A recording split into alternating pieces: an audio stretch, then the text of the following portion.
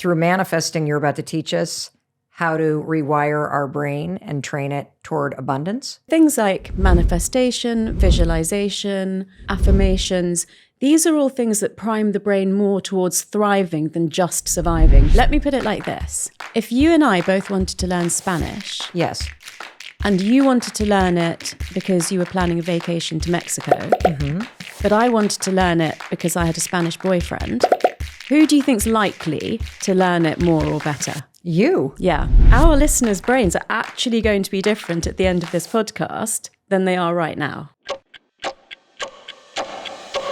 I am so fired up that you're here with me. This conversation is so exciting because by the time you're done listening and learning from our guest today, your brain is not going to be the same. You're going to learn today how to use science to rewire your brain so that it can help you get what you want. This is so freaking cool. And before I introduce you to today's remarkable expert and we jump into the conversation, I have something really exciting that I want to share with you.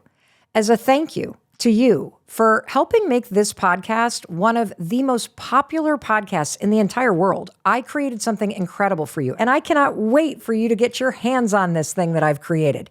It's a free gift. You can access it in less than 1 minute. All you got to do is go to melrobbins.com/make-it-happen. What is it? Oh, you're going to love it. It is a 2-part video training. It's almost 2 hours long. It's brand new. It's backed by research. I created it and I teach it. And check this out. This 2-part video training, it comes with a free 25-page workbook. I'm holding this sucker right now. If you could see me on YouTube, you would see this gorgeous green workbook, 25 pages based in science. The training is called Make It Happen. And you can access it at melrobbins.com/make-it-happen. Now, this free 2-part training teaches you how to take confident, consistent, and inspired action. And that's important because when you start taking confident, consistent, and inspired action, you tap into the power that is inside you to create a better life. And I know you learn a lot listening to this podcast every Monday and every Thursday. And I love that. And I love how it inspires and empowers you. And I want to remind you, though, I don't want you to just listen. I want you to apply what you're learning. I want you to act. Because nothing in your life is going to change unless you start doing something different. And it would be a real honor to spend almost 2 hours teaching you how to master execution. Just consider this zero-cost training my thank you. Thank you for spending time with me. Thank you for spending time investing in yourself by listening to this podcast. And thank you for supporting the work that I'm doing. Just go to melrobbins.com/make-it-happen. Super easy to get your access to this. And it's going to help you go even deeper into everything that you're going to learn today on the podcast. So let's talk about the conversation we're going to have today. Because world-renowned Dr. Tara Swart Bieber is in the house. Dr. Tara is a medical doctor, neuroscientist, psychiatrist, and senior lecturer at MIT Sloan School of Management, and she runs the Neuroscience for Business online program for MIT. She's also a best-selling author of the book The Source, and the host of the podcast Reinvent Yourself with Dr. Tara. I love her because she's a scientist who used to be a skeptic when it comes to things like intuition and manifestation. But today, she's here to teach you that yes, you can change your brain. You can become the person that you want to become. You can train your brain to help you spot opportunities. You can learn how to make your thinking more positive. You can learn how to lead a company. You can become more agile and happy and successful in life. And Dr. Tara is here to give you the very tactical things that you can start doing immediately based on the best research in the world. We're going to cover how to change your brain in 3 different ways. You'll learn the real science behind manifestation and the neuroscience that explains intuition. Are you ready? I know I am. Please help me welcome Dr. Tara Swart Bieber to the Mel Robbins podcast. Oh, Mel, it's so amazing to finally be here in person with you. I've been looking forward to this for so long. Well, thank you so much for jumping on a plane and flying all the way from London and spending time with us in person. I am so excited. And I guess I want to start by having you speak directly to the person who is listening to us right now. Could you share with them how their brain or their life might change based on what you are about to teach them today? Yeah, so one of the things we're going to be speaking about is neuroplasticity, which is the fact that the brain can grow and change throughout life. Unlike the fact that we used to think that by the time you physically stop growing around the age of 18, that your brain is fixed, that your personality is fixed, your IQ is fixed. We now know that those things are very fluid, depending on what you do.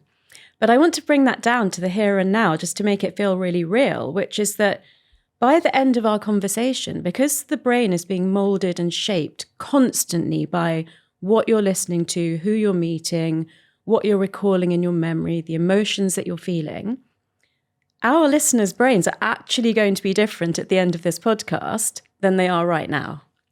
How does that happen?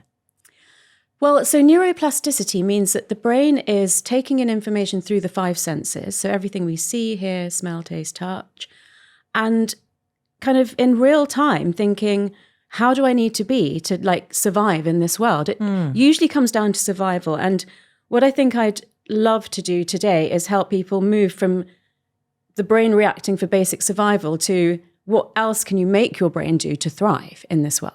I know we're going to go deep on this, but can you just at a high level tick off a couple things that you can train your brain to do that you might not know that you can train your brain to do? Yeah, so things like manifestation, visualization, looking at vision boards, which I actually call action boards, but we'll come to that. Affirmations. These are all things that prime the brain more towards thriving than just surviving. Because if you leave your brain to its own devices, all it wants you to do is live long enough to reproduce. So what's it going to do to make that happen? Make sure you put food on the table. That means pretty much that you need to turn up to your job daily and not get fired. So you need to keep a good relationship with your boss. You need to keep a good relationship with the person that you'll potentially reproduce with. That's not enough for most people. We want more than that out of life. So if your brain's taking care of that anyway, what do you want to put front of mind to make your brain look out for opportunities for the things that you dream of, that you really, really want with what I call magnetic desire? Magnetic desire. How do you define magnetic desire? Well, the way that neuroplasticity works in the brain is through repetition and emotional intensity. So let me take it back to the survival things we were just speaking about. If you think, I want to get married and have a family because that's what all my friends are doing, there may not be a huge emotional intensity behind that. That may be more to do with societal, parental, peer group expectation. If when you were a kid, you dreamt of being an actor, then if you actually try to start doing that, even if it's hard, that was your dream. That was what you feel you were put on this earth to do. You will endure barriers and obstacles and refusals and difficulty and keep going. Whereas for other things, you might not. We know that idea of giving up just before you dig up the gold, right? If you've got magnetic desire, you won't give up. That's where the motivation piece comes in. And all of these are the science behind what contributes to manifesting what you want. So let's talk about manifesting. Have you always believed in manifesting? So looking back, I actually think I did it as a kid naturally. And it's so chicken and egg for me whether I got drawn to neuroscience and manifestation because that was innate in me from a child, or whether I now live my life in that way because I've done so much research on it. I honestly don't know the answer to that. The more I do the research, the more I consciously bring these things into my life. I look back and think, that's what I was like as a kid. That's what I was interested in as a kid. But I would say that once I studied the sciences in high school and then went to medical school, it works slightly differently in the UK, and did my PhD in neuroscience. And certainly by the time I got my faculty position at MIT, I was a complete skeptic about manifestation. Those two things could not exist in the same world as far as I was concerned. And that's partly down to how I had to live my life as a child, because my parents were first-generation immigrants from India to the UK. And I went to school in London and I just wanted to be like all my friends and do the same things as them. But I would come home, my mother would be in a headstand and there would be incense in the house. And, there was meditation and chanting and things like that. So I thought, okay, that happens at home. This happens at school. And I learned very well to separate those things. So then I became a medical doctor, specializing in psychiatry. And, you were diagnosing people with magical thinking and delusions and hallucinations. So you couldn't really say, oh, but I believe in manifestation, So again, I had to keep those things really separate. And it wasn't really until I started doing my research to write the source that I realized how together these things could be. Was there a moment where you remember going, oh my gosh, this is real? Yeah, there are a few, because I think these things sort of build up, don't they? So I was, in 2017, I was the world's first neuroscientist in residence at a 5-star hotel in London. So I was already doing quirky things with my career. And because it was unusual, there was a lot of press, and I was approached by Penguin Random House to write a book. And they said, we've had really amazing books on, one on meditation, one on diet, one on sleep, one on exercise. And we think as a neuroscientist, you could bring all of those together. And without thinking, I said, I could do that, but I've got an idea about the cognitive science behind manifestation and vision boards. And they just said yes straight away. So I think their response made me think that could be a thing, but I wasn't convinced myself. So before I started writing, I went on a summer vacation with my laptop, which is unusual for me. And I just started looking into the laws of attraction and trying to figure out, is there cognitive science that can explain these things? And for somebody listening who does not know what the law of attraction or manifestation is, could you give us your definition? Mm-hmm. They're basically all about the fact that if there's something that you really want in life, then if you think positively about it, or you believe in certain vibrations of attraction in the universe, then you can bring that thing into your life. And manifestation is bringing into reality something that you want. But until I started looking into the cognitive science behind it, all the explanations so far had been to do with quantum physics. And for me, as an empirical scientist, that wasn't enough for me to believe in those things. And equally, I felt very disempowered by the fact that it was happening because of something outside of me. I wanted to feel like it was happening because of my brain power and that I had some autonomy over it. And do you believe, based on the research that you've done, that you attract things into your life because of your brain power? I believe it 100%. When the book came out, people that I knew personally who were not scientists at all said, I've always been interested in this, but I've never actually acted upon it because I couldn't understand how it worked. But now that you've explained the science, I'm actually doing the steps that, I've heard of before actually, but that you've repeated in your book. So the writing process did bring it together for me quite a lot, but it was actually the response from other people. So it started with people I knew, and then it started on social media, just being thousands of people that I will probably never meet in my life saying, because you've put the science to it, it's completely changed my view of these topics. So what are the steps to manifesting based on the research so you attract what you want in life? So it starts with abundance. Now, in the brain, we have the strongest gearing that we have in our brain is called loss aversion or loss avoidance. And that was the survival mechanism from when we lived in the cave, which was that if you saw, a juicy apple on a tree and you really wanted it, but you ignored the fact that there was a saber-toothed tiger standing next to you, you would die. So we had to want to avoid loss more than we wanted to get reward. So you've got to avoid the tiger more than wanting the apple. Exactly. And so we're wired toward, as you mentioned earlier, survival. Absolutely. And through manifesting, you're about to teach us how to rewire our brain and train it toward abundance. Yeah, and thriving. So I'm not going to completely wire it the other way because we still need to be safe. Yes. Even in the modern world where the threats aren't so much physical predators, there are psychological threats to our safety like job loss, relationship loss, etc. But it doesn't serve us to be that strongly geared to loss avoidance. So what we want to do is balance that out a bit more, or in a safe situation, understand that we absolutely can take healthy risks and, believe that there's enough for everyone and not kind of live from that scarcity mindset. So that's the first piece.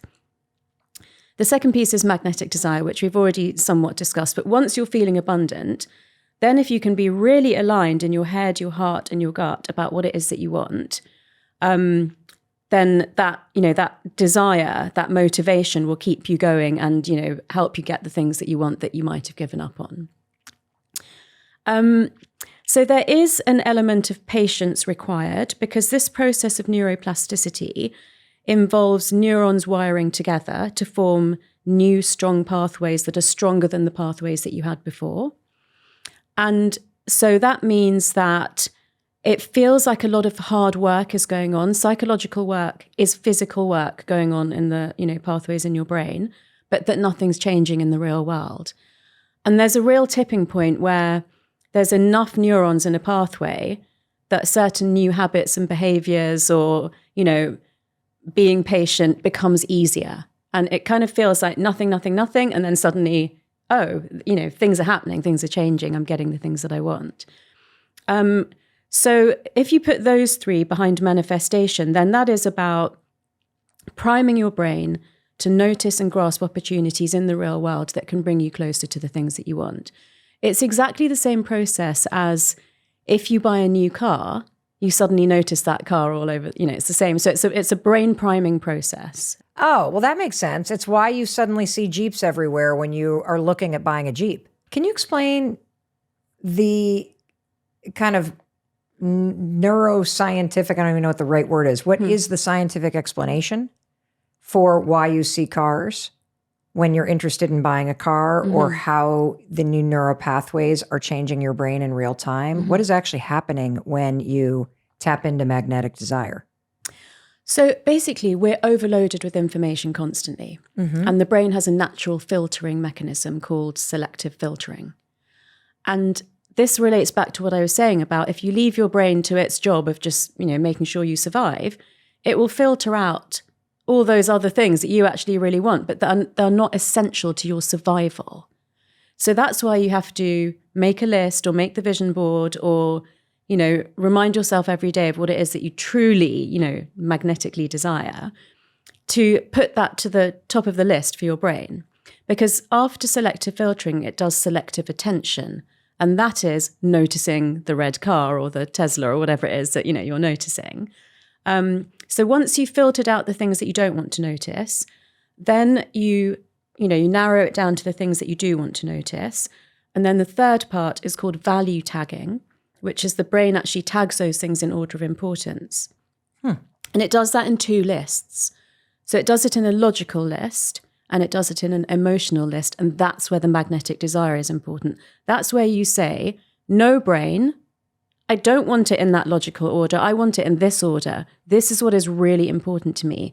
This is what makes me feel alive. This is what makes me understand that I have a purpose for my life. And it's not just put food on the table, stay in your job, stay in your relationship. It's so much more than that. So a classic example is, I really want to find a partner and settle down and get pregnant. Yes. How could you go through the steps of manifestation to help you achieve that? I would explain the process of manifestation that's underpinned by neuroplasticity, which is a 4-step process. Raise your awareness, focus your attention, do deliberate practice, and hold yourself accountable. And it starts with raised awareness. I always say that's 50% of the battle, because sometimes we don't really know why we're not doing the things we know we should be doing, or why we're self-sabotaging those behaviors. But instead of taking the supplements that would set my body up for good fertility, I'm going out partying because that's the way I think I'll meet a new partner. So the awareness piece comes very much from journaling, or not so much speaking with friends sometimes, because if they're on, in the same place, or everyone has an agenda for, your single friends might want you to stay single, that kind of thing. But, maybe talking to a therapist or a coach, or doing some proper soul searching and trying to understand why you're not doing the things that you could be doing, why some of the things that, you're doing really easily, why are they so easy? How do they fit into your lifestyle so well? And really what it is that you actually want. Do you actually want to settle down and have a family? Or fine, if you actually want to be out partying, fine, just say that and do it, and be aligned and don't kind of do the thing that you want, but pretend that you want something else. So it's all about that. So that's step one. So step one, and let's just stay with your example. Somebody who is single, who really wants to meet a life partner and be in a committed relationship and start a family. That the first step is for you to take the time to get very clear with yourself about what you want and why. And a wonderful exercise for that is to place your hands on your forehead. Okay. And ask yourself logically, is this what I really want and why? And then write that down. And then take 5 deep breaths and put your hands on your heart and ask yourself emotionally, why do I really want this? And then write down the answers. Another 5 deep breaths and then hands on your belly. Intuitively, do I really want this? And again, write the answers down. And, if they're all aligned, happy days. If they're not, we might have a little bit of rethinking to do. When I've done this with clients, one of the things that's come up is, I really, really want a baby, but actually I don't really need a partner to get there. So, that could change I need to meet someone and be in a loving relationship and have a baby. Could just be actually what I've always really wanted as a child. I'm getting to a certain age where waiting to have a partner be part of that might mean that I don't end up with what I really want. Got it. So, that's the most important step. Okay, so let's say you've gone through step one and your mind, your heart, and your kind of gut, your soul, your intuition is all aligned. Yes, I want this. The second step is focused attention. So that is at least a month of just noticing what you're doing, what you're not doing in regards to moving in that direction. What are you noticing? Depending on what your goal is, it might be yourself, it might be your interaction with others, it might be feedback from others, but it's kind of a data collection period, because what won't work very well in manifestation underpinned by neuroplasticity is just jumping into doing without being first. Okay. So, raising that awareness might have brought up things that you've never consciously known in the past. So you can't suddenly then say, okay, I'm like on all the dating apps. You need to look, sit back and see, what is it? Are there patterns of behavior that I'm doing that are leading to a bad result? Is there something that's holding me back from taking the first step that I really need to take? So taking, and longer than a month if you need, to get to the point where you feel like I have enough data about myself that when I act now, I'll be able to give myself really good feedback. So the third part is deliberate practice, and that is doing the things that you know you need to do to bring the goal into your life.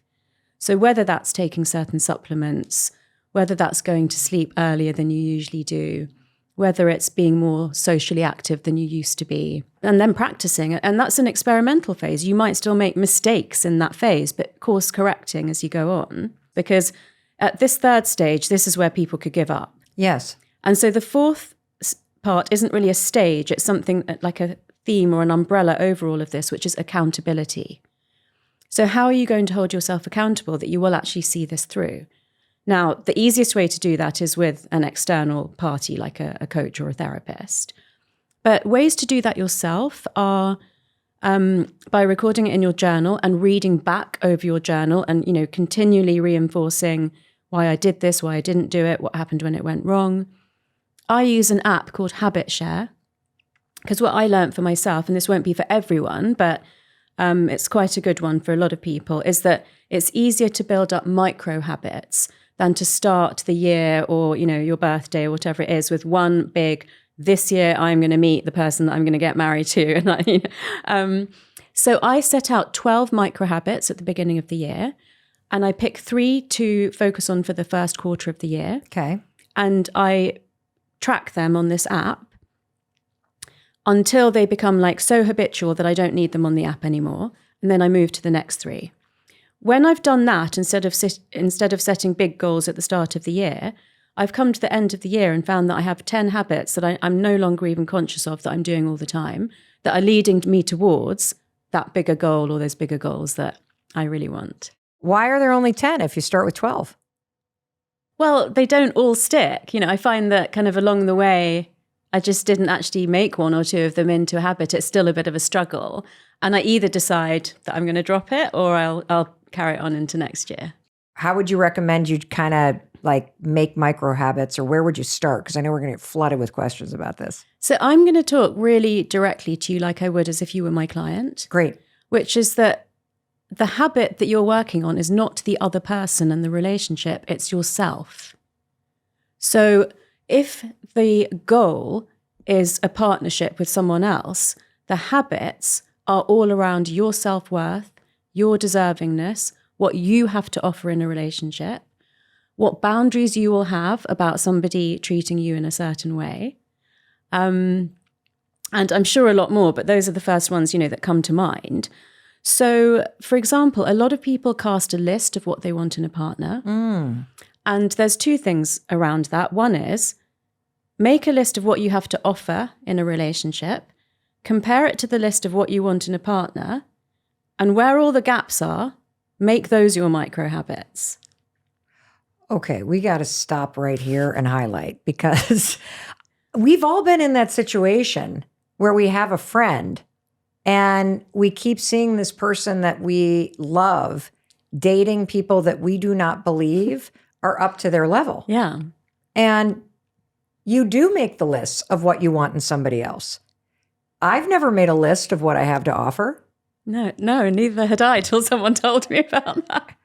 And it doesn't even occur to me that I would make a list about what I have to offer. Yeah. How does just making the list of what you have to offer change the way you view yourself? Mm-hmm.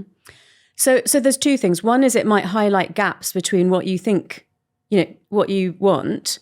But if you're not there, why would that person want you? So if you've got self-work to do, let's start with that. That's why I said I will speak to you really directly like I would to a client, which is like we need to start here if you want to get there. The other one is that the focus can be so outward and external that you actually are, not always aware of how much you have to offer. And that's why when, unfortunately, in this day and age, the sort of behaviors that I'm hearing about on the dating apps, you could succumb to those. But if you have a very strong idea of what you have to offer, you're more likely to say no to bad behavior, right? Yes, it's true. I just think about this from my own life, that in periods of my life where I was in distress or disassociated or in peak toxic Mel mode in the past, college and law school come to mind, I had no clue what I had to offer, which is why I kept finding myself engaged in toxic behavior patterns and with people that I was perpetuating them with. And so it makes a lot of sense that if you're not even aware of what your value is, how could you possibly attract something that's of a higher value? Or equal value. Or equal value. One of the things you speak about, Mel, is the fact that we love our friends and family and children and pets more than we, show that same care to ourselves. And so, if a habit that you have with your partner is writing them a little post-it note of 10 things I love about you, well, obviously, if you're in partnership and they're doing that back to you, that's great. But if you're single, write down 10 things that you love about yourself. Or say to a friend, I'm going to send you a list of 10 things I love about you. Could you please send me a list so I can see how I'm viewed, by another person that I know cares for me? So obviously there are affirmations, but you can also bring your tribe into, saying, don't forget, this is what you have to offer. This is how lucky someone's going to be to get you. And I don't think we do that enough either.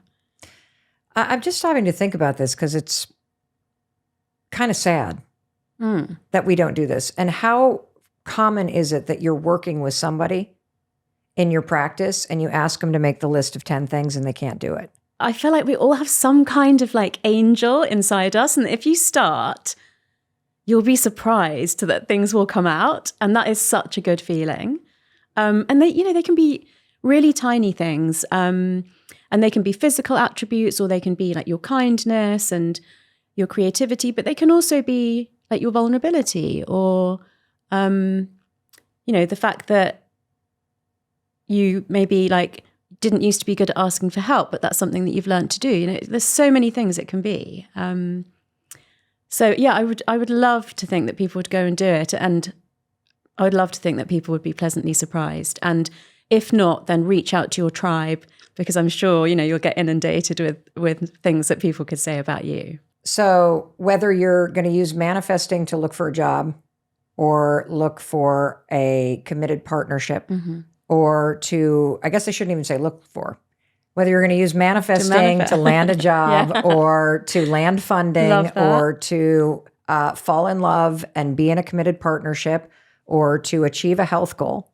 Step one is the self-awareness that comes from you doing the work to get very clear about what you want. And you gave us that beautiful meditation of going from your head to your heart to your gut and asking yourself if you really want this. And you say we should saturate ourselves in the self-awareness of it, right? By journaling and talking to a therapist or a coach or a friend that you trust about it. And then the second one was noticing yourself. Are you acting consistently? What is happening? What's appearing around you? The third one is take actions that are consistent with somebody who is landing their dream job or who is attracting a committed relationship or becoming a parent.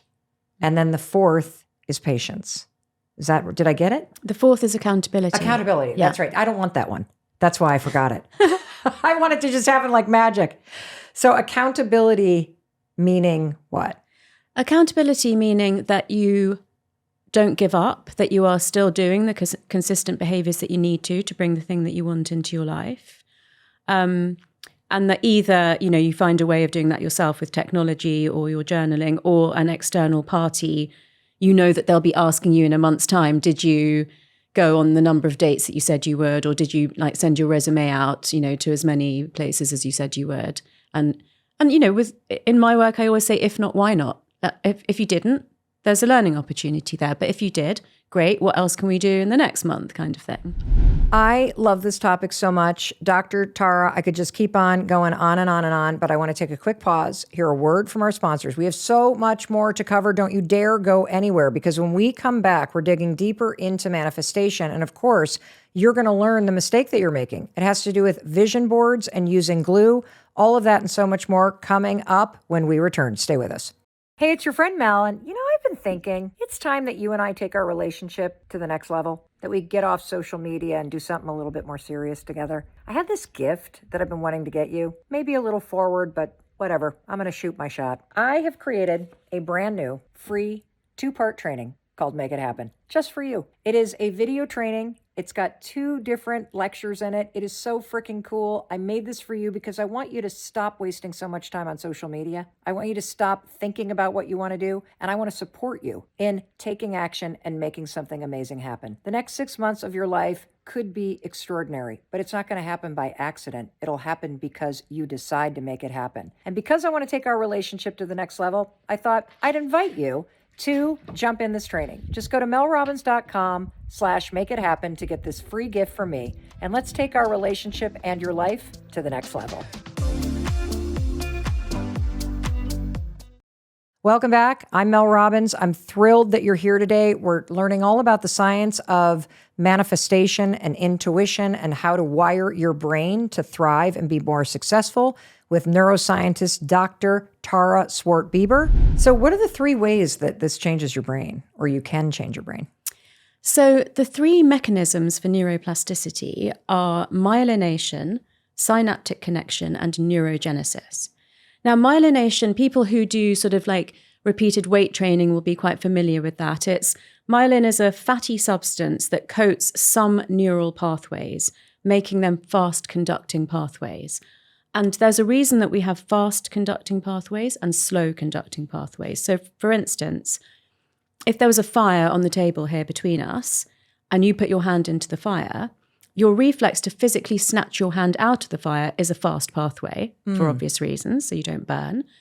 But your pain pathways are slow pathways, because if you became so incapacitated by the pain of the fire that you couldn't move, you wouldn't survive. Oh. And that works for many different types of pathways as well. So, but to make a pathway more efficient, we want it to be myelinated. So if we're working on a manifestation, obviously we want the pathways for the behavior that will lead us to that goal to be more efficient. So just basically repetitive practice leads to more myelination of pathways. Okay. So that's relatively easy to do.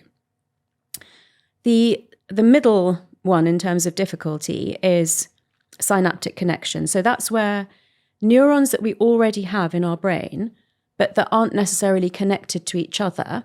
At the end of every neuron, there's a bulb called a synapse. And neurons communicate with each other because chemicals flow in the gap between those bulbs and form new pathways. So making new synaptic connections is a step up in terms of difficulty. My favorite analogy for this is learning a language. So I think when we talk about manifestation or other, psychological behaviors, it feels very intangible. But the process is exactly the same as learning a language. So you go from not being able to speak this language at all to picking up the basics, to becoming semi-fluent, to potentially becoming, completely fluent in a language. And everything that we have spoken about so far, it's exactly the same process in the brain. So the myelination is when you start listening and you pick up, the alphabet or a basic, very basic vocabulary like my name is. And then the synaptic connection is when you can say some sentences that's maybe enough for you to travel to that country on vacation and, at least make an effort. Yeah. And then the hardest one in the adult brain is neurogenesis. And that's because genesis means growth. So this is growth of baby nerve cells into fully formed nerve cells that then have to make synaptic connection with other nerve cells, and potentially those pathways get myelinated. So you can see how it's a building up process. Yeah. Yes. And you had said magnetic energy. Magnetic desire. Magnetic desire is one of the fastest ways to change the brain, or it's a required way. Talk to me about how that stimulates one of these processes happening. Yeah. Okay, let me put it like this. If you and I both wanted to learn Spanish. Yes. And you wanted to learn it because you were planning a vacation to Mexico, but I wanted to learn it because I had a Spanish boyfriend, who do you think's likely to learn it more or better? You. Yeah. Magnetic desire. A real, deep reason for wanting to be able to speak that language. What I love about this example is that I now understand why manifestation works. Good. So magnetic desire, which you are helping us tap into by asking ourselves, by putting our hands on our head and our heart and our gut, what do I really want? You're tapping into the deep-seated magnetic desire behind any change that you want. With that, you are fueling the change in your brain to help you both see more opportunities around you and also to help you stay motivated to do the actions. Yeah. So it's like training for your brain to be doing the work to make something happen in the future and to help you do it. All of that, and I would just add, even when you feel like giving up, even when it feels like it's not going to happen. That's the difference between someone that will manifest and someone that will continually take it this far but never actually manifest. Is there a trick that you teach people that are very negative or resigned or have a difficult background where they just have a very hard time believing things are going to work out? Is there something that you would suggest to somebody who's like, well, that's never going to work for me. I've tried that. That your resignation stands in your way of the patience? Yeah, I actually always struggled with that because I felt like it was such a privilege and a luxury to be manifesting in your life. The first time I was challenged on that, it was when I had my friend Chanel Haynes on season 1 of my podcast. She played Tina Turner in London's West End. I asked her the same question, and she said, manifestation isn't a luxury, it's an essential. And, she came from parts of New Orleans that people would be scared to go to, and she built herself up through manifestation to having the career that she had and being the oldest person that ever played Tina Turner in London. So I think finding success stories like that, there's another piece of science that says if you are trying to achieve something that you've never achieved before, find an example of a person that you resonate with who's achieved the thing that you're trying to achieve. So, anything from playing Tina Turner in the West End all the way down to where you were saying somebody who's got a lot of adversity, who's had difficulty in their life, breaking out of that. Like there are examples of that in the world. Of course. And interestingly, because you've already mentioned this, the third part of that is changing your negative self-talk. How do you do that when that is part of the wiring in your brain? You cannot undo wiring that's already in the brain. Before we understood about neuroplasticity, say that once your brain was in adulthood and certain pathways were set up as they were, like things about low self-esteem or, things never working out for you, that it was impossible to change it because it's impossible to change your height once you've stopped growing, right? But we know that's not true in the brain anymore. So we know that there's an opportunity for rewiring, but it's not through undoing wiring that's already in the brain. It's through overwriting it, which means repeating a new thought or behavior so many times with such emotional intensity that it becomes a more energy efficient pathway for your brain than the one that you've had until now. How do you do that? So one of the ways of doing it is through positive affirmations. So it can't just be a random one that you make up. Okay. So the way that I help people to find their affirmation is if you have a recurring negative thought, it's not your thought that is wired into your neural pathways. It's the belief that underlies that thought. Can you give us an example? That's never going to happen for me. That's a classic one. Things Okay. like that don't happen to people like me. So, and the answer to this will be different for different people. It could be different for you and I and, anyone who's listening. But you need to, either through therapy or, by sitting down and really meditating on it, say, what is the evidence that things like this do not happen to people like me? And keep asking yourself that question until you come up with the answer. And if the answer is because I'm a woman, or because I come from a lower socioeconomic background, or because I'm a person of colour, or because it's never happened to anyone in my family before. Let's say going to college. No one in my family has ever been to college before. So what are the chances that I'm going to go? So once you've understood that it's because it's never happened to anyone in my family, then what you need to do is create a mantra or an affirmation that says, I could be the first. So that's just one that came into my mind, but into my heart, actually, I really felt it there. But, it'll be very different for different people. That emotional intensity is important, and that's why I can't give the answer to you, because it has to be your answer. When you said could, I deeply felt that because for me, it allowed the possibility that it might not, but there was something about the possibility of I could be the first to that opens the door to then wanting to try. Or trying, yeah. Yes. Wanting to try and then trying. Yeah. And then if you keep saying something that has that magnetic desire, that's how you start to what did you call it? Reprogram? Rewire or just, overwrite. Overwrite. The wiring, yeah.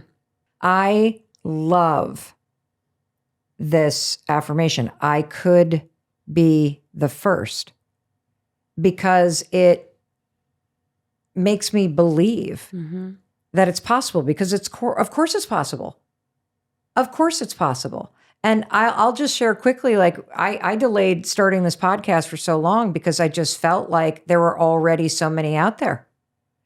If I had had this affirmation, but I could be the first, or I could be successful, even though there's already all these podcasts. If I had had that, I probably would have started this sooner. So what do you do once you create this affirmation for yourself? And let's just run with this one. I could be, and then fill in the blank. What's the steps? I have one for you that Tell just me. really came up in my mind that you could have had, which was I could create a unique niche. Because even though there were so many out there, I think your affirmation would have been, I could create something that's not out there yet. I think for a woman, you're just such an icon in this space. So anyway, regardless of what it is, I love that because I also do think my husband right now is finishing a master's and working on his first book. And what he battles every day is this has already been written. This has already been written. And so many of you listening have something that you want to do. And you're like, but there's already a bakery. Yeah. But there's so many real estate agents. Yeah. But there's YouTube. There's this, that if you start to take this one, I could do something unique. I could fill a gap. I could do something different. I love this. So what do we do once we have something that feels like, oh yeah, that's it. I could be. So remember, we based this on an underlying belief that, sort of to do with sort of lack of deservingness. Every time you have the thought that belief underlies, so I shouldn't bother applying for that job, or that's not going to happen for me, or that's already been done. Every time you have a thought like that, you replace it with your affirmation. And you just say it to yourself? You can say it in your head. You can say it out loud. You can write it out and have it on your bathroom mirror. The one time I remember it got I was glad I'd been practicing it, was someone openly verbally challenged me. And I actually burst into tears. But then I said, I think I can. Wow. That makes a lot of sense. And I want that for everybody. I want you listening to us to believe that you could be the first whatever, or that you could do whatever. And so I think it is really important that you tap into and find the right sentence that kind of has that door open for you when you say it. So for season 2 of my podcast, Reinvent Yourself with Dr. Tara, I've actually focused on the new science of ancient wisdom. Yes. So what's interesting to me about this one is that Buddhists have known forever, replace every negative thought with a positive thought. That is part of Buddhism. Now, fast forward tens of thousands, if not hundreds of thousands of years, neuroscience says you can overwrite a negative, thought or belief with a positive affirmation. I mean, hello. As long as you have magnetic desire attached to it. Yeah. And I think that's the piece that is really important here, that there is this charge in the feeling around it that is really important for you to do the work to figure out for yourself. You just have this way of explaining very dense things in a really inspiring and accessible way. And I just love that about you, Dr. Tara. I want to take a quick pause, hear a word from our sponsors who are bringing you this information at zero cost. Stay with us.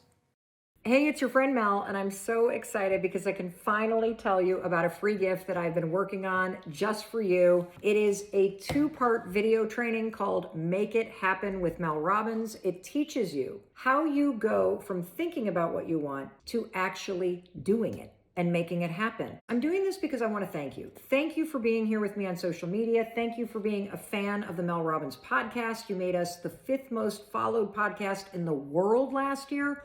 Wow. So I poured my heart and soul into this free 2-part video training just for you as a thank you. I want to teach you how to apply everything that you're learning to make real results happen in your life. How do you jump in? Great question.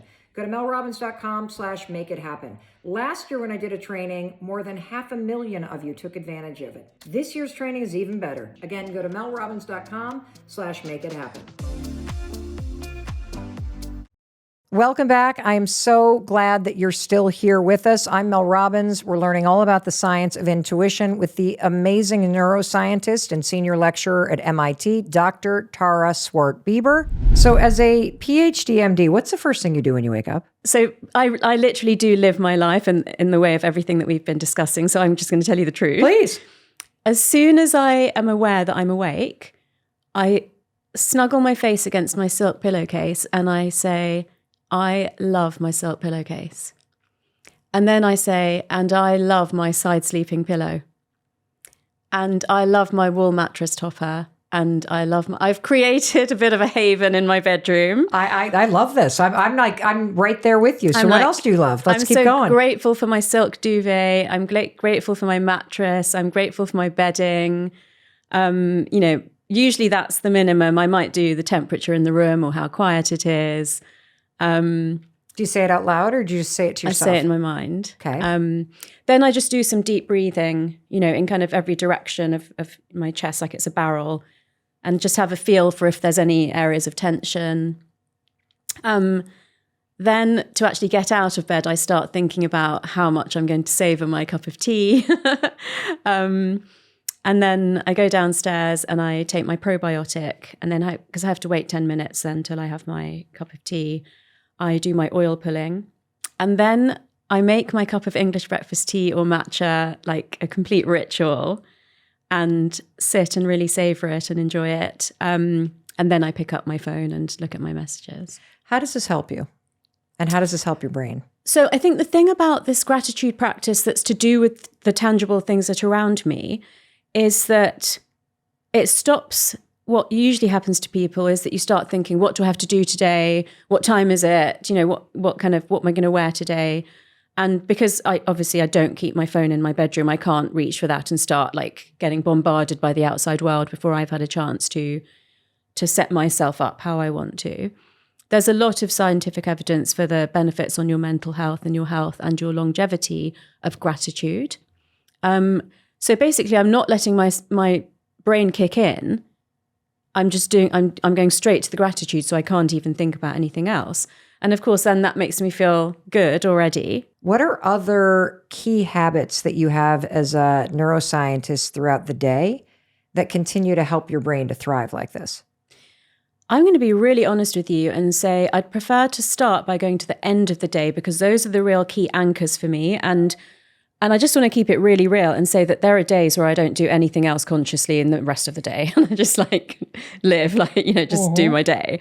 But I will come back to, there are some things, so I will come back to them. But I would say second in importance is the fact that I have my vision board next to my bed. So it's the last thing I look at night. Let's talk about the vision board because you called it an action board. Yeah. Why does a vision board work? I've been doing them for 15 years and I've manifested a lot of things through my vision board. Like what? What have you manifested through a vision board? I'm saying, Dr. Tara. So I started when I quit my job as a medical doctor and I started my coaching practice. So I literally had no money, no clients, got to the point where I wouldn't be able to pay my rent and my bills. So at that stage, I did include an actual amount of money that I needed to earn. And so for the first 3 years of running my business, I doubled that figure each year. And then after that, I just put symbols of abundance because I didn't need it to be a specific amount. I've manifested a lot of travel, but sometimes spooky. So I saw a picture of a tanned girl snorkeling. And I love snorkeling. So I put her on my vision board just to have like a vacation that was that kind of vacation. Yes. And at this point I was single and I used to go on like Christmas vacation or the holidays with my best friend who lived in Australia. And we would often choose where to go because I would see how many air miles I had and say, oh, I can get a flight to this place. So the year that we decided we would meet in Rio de Janeiro, was because that was the only flight that I could get with my points. And I suddenly had this inkling that I hadn't been aware of. And I went and looked at my vision board and in tiny writing under the snorkeling girl, it said Rio de Janeiro. I have so many more examples of things like that as well. Well, what I also love about this is that you take it a step further and you don't say, what a cool accident. You say, I manifested that. And how does a vision board, which you call an action board, program your brain for thriving?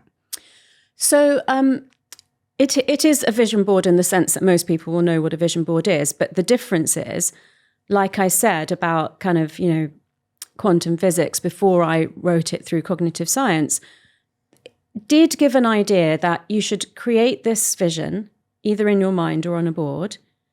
Often it was quite fantastical compared to what the person's life was actually like. And I do believe it's got to be somewhat realistic. And then sit at home on the couch and wait for it to come true. Wait for the check to come in the post. Wait for, the dream partner to bang your door down.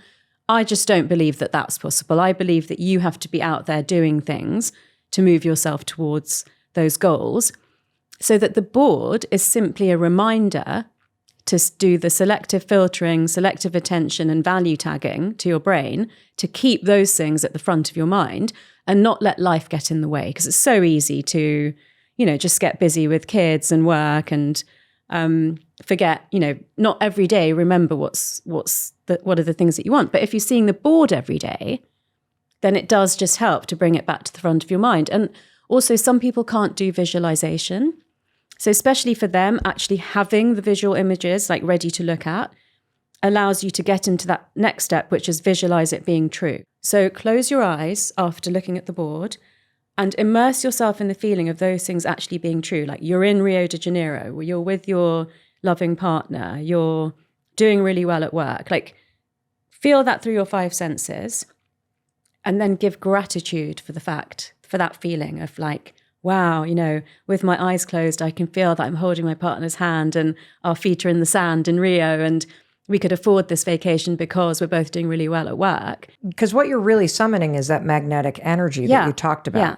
Like what's actually happening in your body and in your mind when you go through this process of creating a vision board and then visualizing it and allowing the wave of gratitude associated with that happening to fill your body. What happens in your brain? So when you visualize something really strongly and you integrate your senses, your brain can hardly tell the difference between that being true and that being a created feeling by you.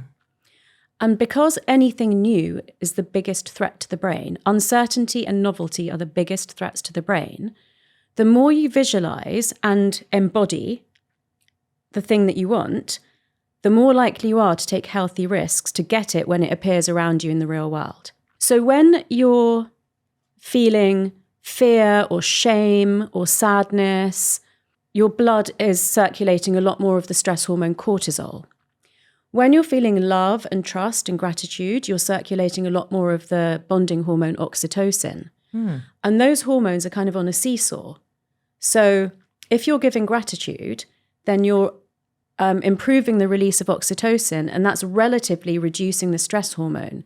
So basically, love or gratitude, trust, those sorts of things can't coexist with fear and shame and sadness. So the more you push your brain into those emotions which correlate with that hormone, the less you're living in that state of fright, flight, and scarcity. So simply visualizing and feeling that wave of emotion that comes from being grateful for the visualization of something that hasn't happened yet coming true changes the chemical balance in your body. When you are immersed in that feeling, and think of a couple of the things that you'd like to happen right now and how good it would feel if they were true, you'll release dopamine, the reward chemical. So that has a really strong impact on your body.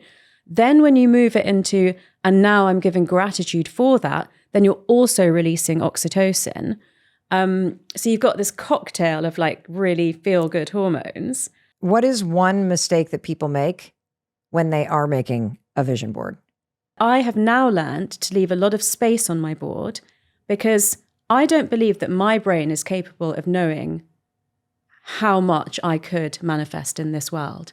So I love to leave a bit of room for magic. In the book, where I do the chapter on actually how to make the board, I say, get the board, lay the images onto it, really ask yourself, do I want everything that's an image on there? And if there's something that you thought you wanted but it doesn't resonate, remove it. Have another flick through the magazines. And if there's an image that isn't something that you thought you wanted but it really speaks to you, try fitting that in. Leave it overnight. And I specifically said in a windproof, childproof, pet-proof place. And then come back the next day after having slept on it. And if you're sure that it's correct, then glue it into place. And then I start speaking to people who say to me, yeah, I've done all that, but I just haven't glued it yet. And so I said, did you do it yesterday? No, months ago. And I just can't bring myself to glue it down. I don't understand why. And I had, having been an experienced coach now for 15 years, I just had the answer to that just came into my mind through my gut. And it was, you don't want to glue it down because you don't really believe that you deserve it. And the tears just came, and it was the truth. So it was, these are the things that I want, but if I glue them down, I'm saying that I actually think I should get them. And deep down, I don't believe that. And that's why I haven't glued them down. So you might be listening now and think, oh yeah, I've done that too, but I didn't really know why. So hopefully it will help. What does the act of gluing signal to your brain in terms about what you want? And would you do that gratitude wash as you're doing it as a way to tap into magnetic energy? Because that's probably very thick old wiring. I actually said that to somebody recently where I was like, I don't even want to tell you that because I feel like I'm like scared to say I want that thing. Yeah, I feel like if you're gluing it down, you really mean it, right? And so if there's hesitation, that could be hard. I have never thought of this before, but your idea is brilliant. If you do it whilst giving gratitude, it will probably make it feel much easier. It's a bit more like, I'll just be so grateful if this comes true. And I'm happy to partially put it out there and partially make the effort to do it. When I had my first one, when I was really broke, I was living in a studio apartment and it was in the bathroom, which meant that anyone that came to my studio would see it. And it had a specific amount of money on it. And it's very un-British to talk about money. And it really, how much money was on it? £35,000. So really not very much. And so I thought, okay, this is a bit embarrassing. But then I thought, well, anyone that I actually invite into my, apartment who then uses my bathroom has got to be a close friend. So that just has to be okay. And I got so much positive feedback from people saying, oh yeah, I looked at your vision board and, I can help you with that thing that I saw. And it was so sweet. I can hear everybody now moving their vision boards from their bedside table to the bathroom. Okay, we're going to put this right in the bathroom. What are some of the other habits that you have every day that keep you resilient, that keep your brain wired for thriving? Okay, so I would say my next one, which is sort of like a ritual too, but also very good for your stress levels, is that I bathe in magnesium flakes. Huh.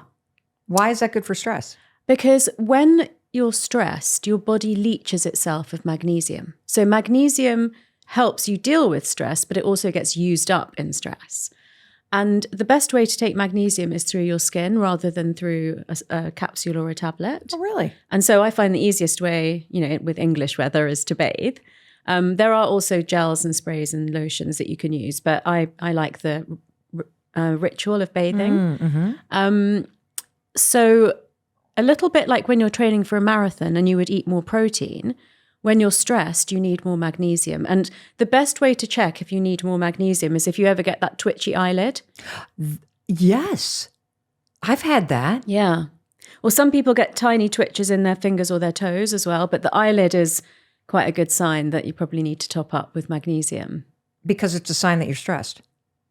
Well, the twitching is an actual sign of magnesium deficiency, but the reason you would be deficient is probably stress. Wow. Nobody's ever told me that before. Oh.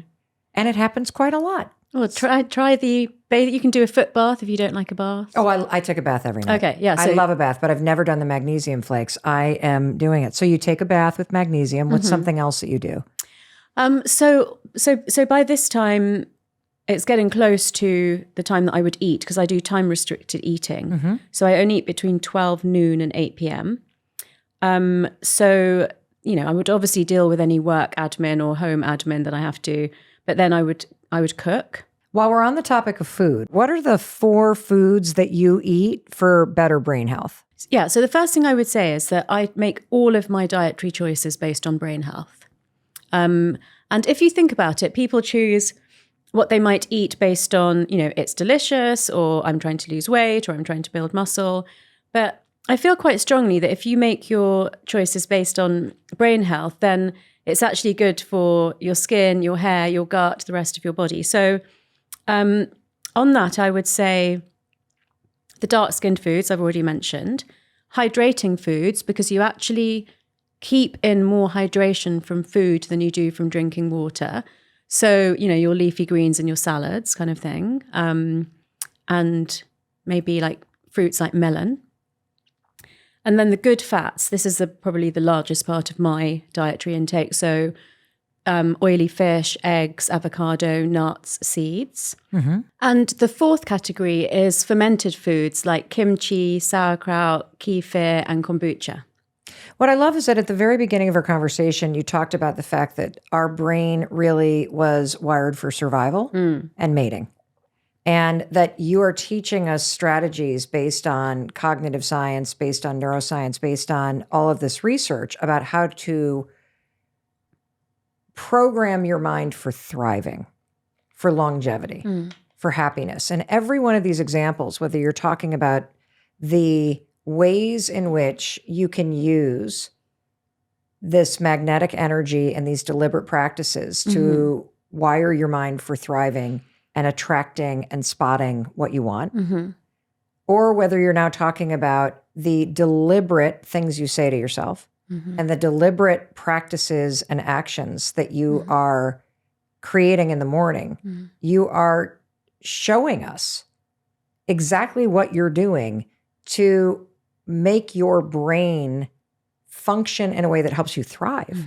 I would love to talk to you about intuition. I mean, you teach a course at MIT called The Science of Intuition. What do we need to know about intuition? So it's so interesting because I've been teaching at MIT Sloan for 10 years now. And 10 years ago, people would stand up in the class and say, okay, this is really interesting, but I'm obviously not going to make an important decision like fire or hire based on intuition. And what I did see was that the older people would say, well, actually, that's exactly how I would make that decision. And I've seen that change over time, which is so nice, which is now that more people get it. And it's just because I've just explained the simple science. So there's a process in the brain called Hebbian learning. It's named after the neuroscientist Donald Hebb. And it's basically neurons that fire together, wire together. And so the things that we need, what we call our working memory to live every day, are kind of like held at the top of our mind. The things that have become like habits and behavior patterns, they've been pushed deeper into the sort of the limbic system of the brain, which is the size of your fist and it's in the center, it's surrounded by the cortex. But also, apart from formal learning, you pick up life lessons. You've picked them up throughout your whole life, right? Wisdom. But you can't remember everything that you've experienced in your whole life. But that learning has been pushed deeper into your brainstem, your spinal cord, and your gut neurons. And there is a massive connection between your gut neurons and your limbic system, which is where your intuition and your wisdom, arises from in the brain. And so that's basically how intuition works. So you're tapping into your lifetime of wisdom and knowledge that has been pushed down from your conscious mind all the way through your brain, down through the neurons that connect the brain and the gut into your gut. So it's basically like tapping the iCloud of your body and your history. Yeah. How does somebody learn how to trust their gut? For me, journaling was the absolute key to that. So journaling and reading back over your entries. So, every time you make a decision, whether you made it by logic or intuition, whether they aligned or not, recording that, but then also seeing the patterns over the last 3 months, the last 6 months. So that's how I honed my intuition. But I think people will remember this more. When you're stressed, when you're bloated, when you've got like indigestion symptoms, isn't it true that you find it harder to access your intuition? That's how connected the brain and the gut are. Can you talk about how high levels of stress impact the functioning of your body and your brain? So cortisol is known as the stress hormone, and it absolutely correlates with emotions such as fear, anger, disgust, shame, and sadness. Cortisol isn't all bad. We need it to wake up in the morning. We need it to have an adaptive stress response to, a car driving too fast on the street that we're trying to cross. So as long as it stays within that range, that's fine. But when something super stressful happens, like the saber-toothed tiger, that we spoke about earlier, the cortisol level will spike. And that enables us to run away, to warn our tribe, and it should go back to normal levels, quite quickly. In the modern day, as I mentioned earlier, we're so overwhelmed with information. There are so many psychological threats to our safety that most people, unfortunately, the levels are high. And they're either at the higher end or higher, and that's pretty constant, whereas they should be, kind of undulating between that range.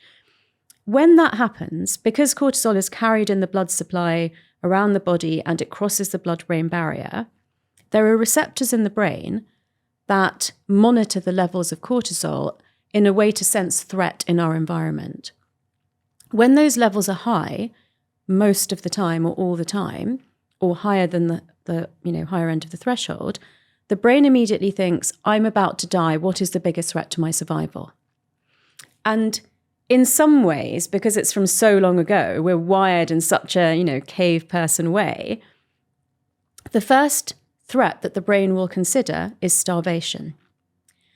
Even though that's, for most of us, thank goodness, not the biggest threat to our survival, in fact, quite the opposite. So to try to protect us from dying of starvation, one of the things that cortisol does is lay down extra fat in the abdominal fat cells so that if we are unable to hunt or gather for some time, we can digest that fat and stay alive until a food source becomes available. Wait, so are you saying that stress is causing belly fat? Yeah.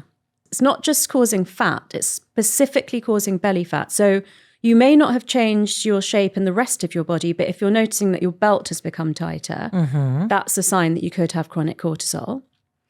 And the other thing is that it's fat that's particularly stubborn. So if you do notice that the belt is tighter and you think, okay, I definitely need to move a bit more or eat a bit less, and you actually start doing one or both of those things, but the belly fat doesn't change because the cortisol is driving the fat there, regardless of your behavior in the physical world. And that's all initiated in the brain because the brain is picking up on higher levels of cortisol. Yeah. How does high levels of stress impact the functioning of your brain? So I'm going to do brain and body, if that's okay. Yeah. So think of this cortisol as a corrosive agent that's literally flowing through your entire brain and body. So in the body, it starts to erode your immunity. So you might notice more colds and flus more often, or ones that last for weeks and weeks. I mean, I certainly remember during the financial crisis when I worked with a lot of banks and hedge funds, people saying, I've had this cold for 4, 6, 8 weeks, but everybody has it. And I had to say to them, do you hear what you're saying? That it's not normal to have a cold for 6 weeks. And this is cortisol. And at the extreme end of that, people were dropping dead of heart attacks on trading floors. So, lowering your immunity and corroding your body that much can cause everything from colds and flus to heart attacks and cancers. In the brain, what happens is what I call low power mode, like on your phone. So once those receptors know there's an imminent threat to our survival, think of the highest functions of the brain. Thinking creatively, thinking flexibly, solving complex problems, overriding our biases, regulating our emotions. How are those going to serve us now that we're just trying to survive physically? We don't need those things. Don't send any blood supply to those higher functions. Bring it right down to get up in the morning, go and sit at your desk, look like you're doing your job even if you actually can't really do it. This is the reason that presenteeism costs businesses more than double what absenteeism does. In that low power mode, it would be better to stay at home for 2 days and recover and then come back to work and actually function and, work with your team.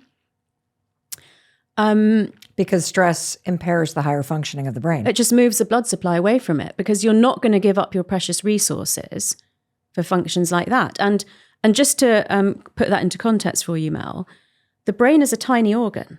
It's a tiny percentage of your whole body, like maybe 2 or 3%, but it uses up 20 to 30% of the breakdown products of what you eat. Wow. Yeah. That's how hard it's working. It's using up 20% of what you ate that day when you're asleep.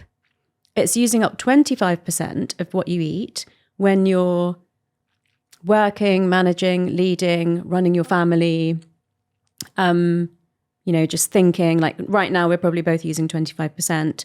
But if you're stressed, it's using 30%. What, Dr. Tara, is stress contagion? So let's take this back to a couple of evolutionary mechanisms. Okay. So when we lived in the cave, we lived in tribes and we were either really quite nomadic, or at least the men would go off to hunt for a few days and then, return to the cave. But at the more extreme end of being nomadic, if the men went off hunting and they went so far that they came to another cave of the same tribe, they would actually just stay there and never return to the original cave. So think back to what I mentioned about survival and reproduction. Mm-hmm. In those days, that was it. That was the only important, they were the only important things. So before leaving a cave, the alpha male had to make sure that his genes would survive in that cave in case he never came back.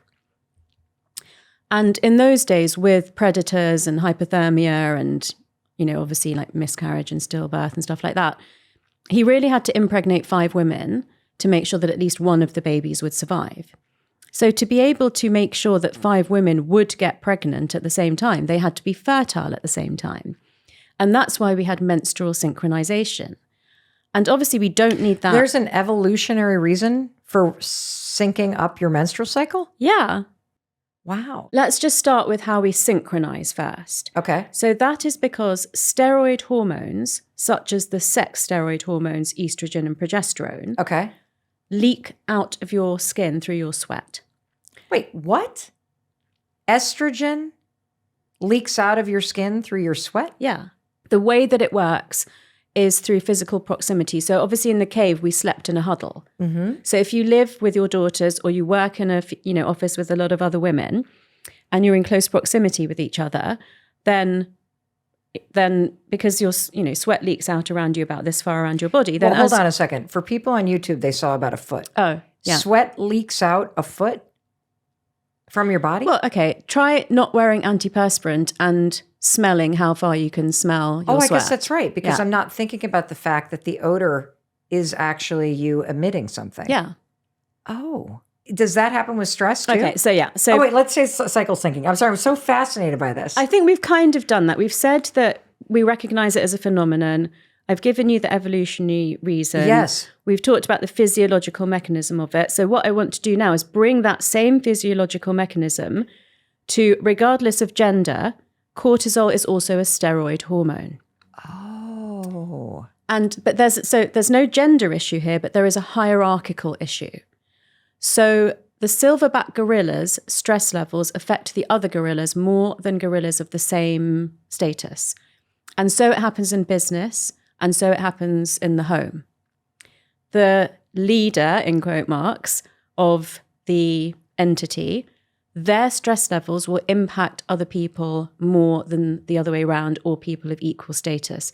So, the highly stressed boss, as an example, the highly stressed parent. Interesting. Yeah. Well, it makes sense because if you think about it, whether it's in the example of the silverback or you take a family system or you take a work system, that if the person in charge of your paycheck is stressed out, that their stress is a direct threat to your financial survival. And that's why it triggers you like that. And so that makes a lot of sense that stress would be contagious and affect everybody around you. So if stress is contagious, how do you protect yourself from other people's stuff? Well, I think the answer to that is both. How do you reduce your own stress if you're the stressed person, and how do you protect yourself from other people's stress? It's mostly through mindfulness activities. So activities that connect the brain and the body, because like I said, the glands in the brain are talking to the adrenal glands and creating this stress situation. So the way to decrease their activity is through activities like meditation, yoga, time in nature,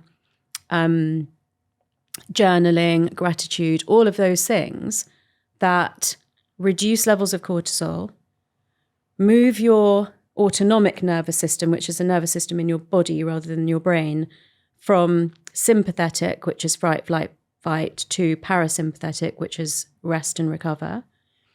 And, lower your heartbeat, lower your blood pressure. So simply lowering your own stress insulates you from other people's stress. Yes, but with both versions of it, whether it's your own or others, addressing the root cause is important, because what you don't want to be doing is just continually shielding yourself from something that's not changing. And the reason why this is important, if we bring it back to the brain and your ability to keep your brain in a mode for thriving and helping you attract what you want is because when stress levels are crazy high, it impairs your brain's ability to do the higher functioning because the blood goes somewhere else. Yeah. So interesting. What impact do your friends have on your brain? So have you heard that phrase, you're the sum of the 5 people you spend most time with? Yes.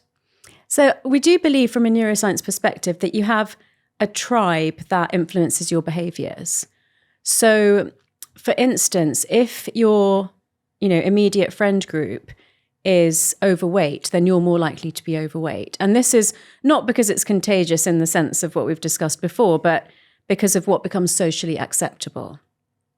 So again, like if most of your friends are really into exercise and healthy eating, then it's more likely that you're going to be like that as well.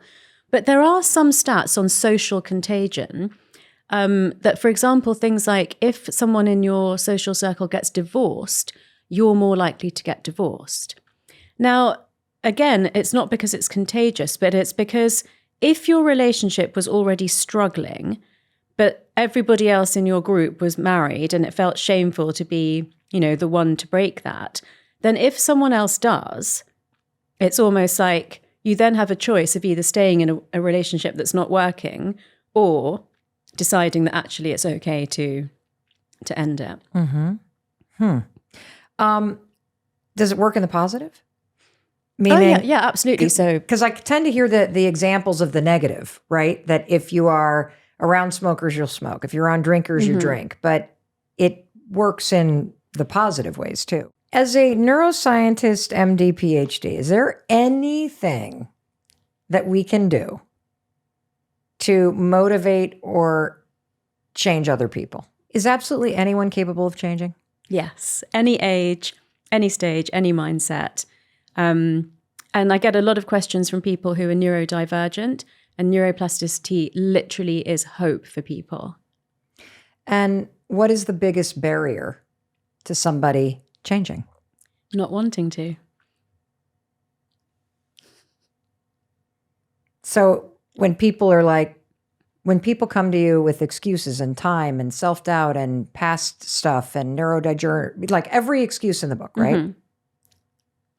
For you as a neuroscientist, it still comes down to not wanting to? Well, not, and that sounded very negative. So I'll give you I actually don't think it did, because I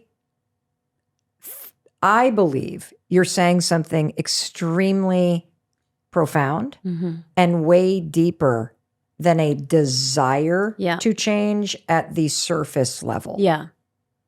Because you have very clearly stated, Dr. Tara, that from a neuroscience standpoint, absolutely any human being can change. Your brain structure can change in 3 different ways, that your brain can be rewired to align with the person that you want to become, the behaviors you want to exhibit, the mindset that you want to have. It is scientifically proven. It is possible. We have the evidence. There's no debate here. When you say the word whether or not somebody wants to, can we go about 7 layers deeper, and can you explain what you're talking about? And that was very much the answer to, the biggest barrier. So there are obviously other things as well, but it's easy to say not wanting to, but it's that there's a reason that deep down they believe that they shouldn't be doing this thing. And the cutest reason I can think of is when I was working with a dad who was a banker, and he had become quite overweight as well. And he wanted to get back to his running, which was like 3 times a week, half an hour. And he said to me, but Tara, I got married late in life and we had a child later in life. And I feel terribly guilty about not spending all my spare time with my child. I work long hours already. And so I said, you know what? I completely get it. You would have to think that taking 1.5 hours a week away from your son is going to make you a better dad. Otherwise, you're never going to do it. And I'm not even going to try and help you to do that if that's what you believe. And he just suddenly said, of course it's going to make me a better dad, because it's going to make me live longer. Because right now, in my state of health, I don't know if I'm even going to see him turn 18.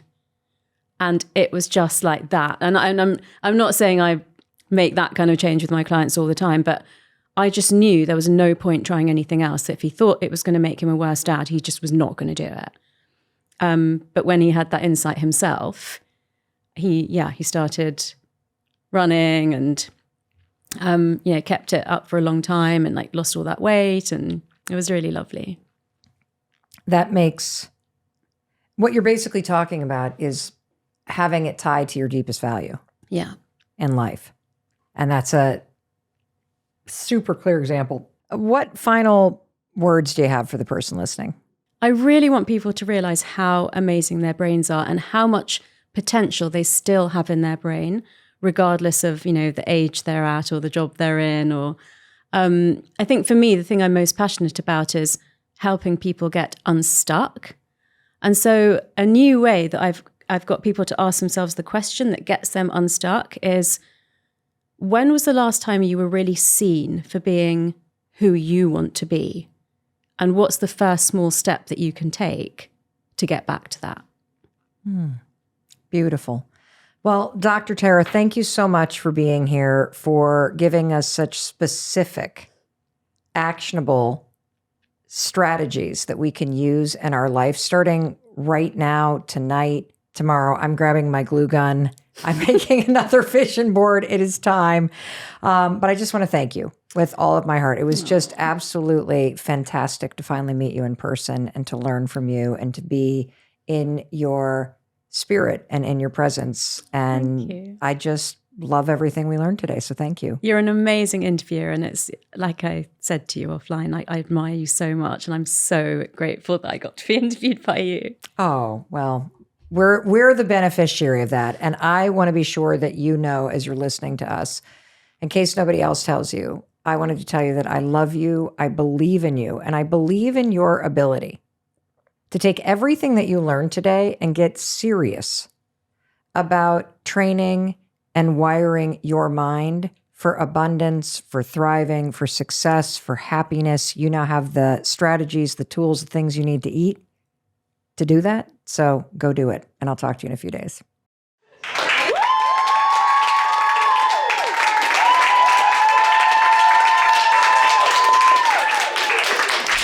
I would like you to teach Mel about menstrual synchronization. It's about to happen. We better buy some tampons, right? And some Diva cups. Okay. Oh, Mel. Awesome. Well, we'll have to do more together. Yeah, definitely. That's for sure. That's for sure. That's for sure. We loved meeting you. We loved being with you. So proud of what you're all achieving. Like, in a man's world, it is really special. Thank you. Thank you. And for you here with me on YouTube, in case nobody else tells you, I wanted to be sure to tell you that I love you, I believe in you, and I believe in your ability to create a better life. And I know that everything that you learned today from the amazing Dr. Tara is going to help you do that. If you haven't subscribed to our channel yet, do not make me manifest this. Just do it. I am asking you for what you can do to support me. So please, please, please, because your support helps me bring amazing people like Dr. Tara to you at zero cost. And if you love this conversation with Dr. Tara, just go right here to Dr. Daniel Amen, one of the leading experts on the brain on the planet, and 5 simple ways to improve your brain health.